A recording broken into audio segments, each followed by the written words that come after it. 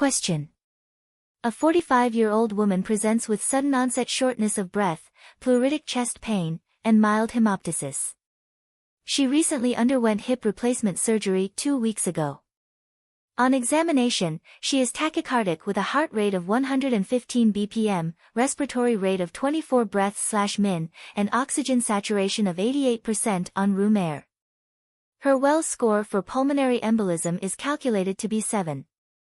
CT pulmonary angiography confirms a large embolus in the left pulmonary artery. What is the most appropriate next step in management? A. Intravenous thrombolysis. B. Initiation of low molecular weight heparin. C. Oral warfarin therapy. D. Placement of an inferior vena cava filter. E. Oxygen therapy alone.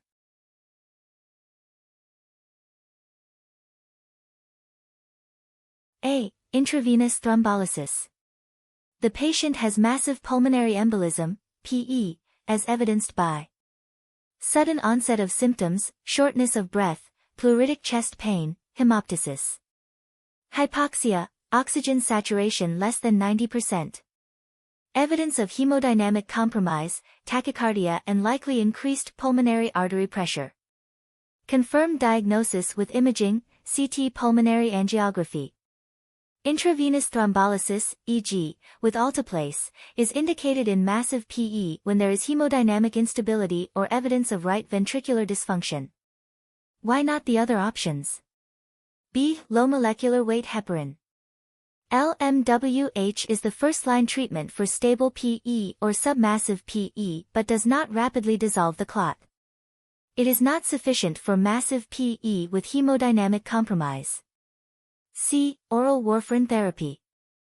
Warfarin is used for long-term anticoagulation but requires overlap with heparin due to its delayed onset of action.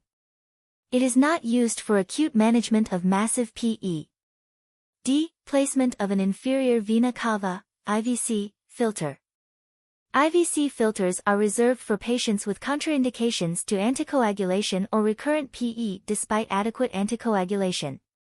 E. Oxygen therapy alone. Oxygen improves hypoxia but does not treat the underlying cause. It is supportive therapy, not definitive treatment for PE. Key learning points. Massive pulmonary embolism. Defined by hemodynamic instability or shock. Requires thrombolysis or surgical embolectomy for rapid clot resolution. Wells score for PE. Clinical tool used to estimate the probability of PE. Score 6 indicates high risk, warranting immediate imaging and treatment. Thrombolysis indications. Reserved for massive PE or submassive PE with right ventricular dysfunction and significant hypoxia. Treatment approach. Supportive care, oxygen, fluids if hypotensive. Anticoagulation for most cases, e.g., LMWH, direct oral anticoagulants. Thrombolysis or surgical intervention for high-risk cases.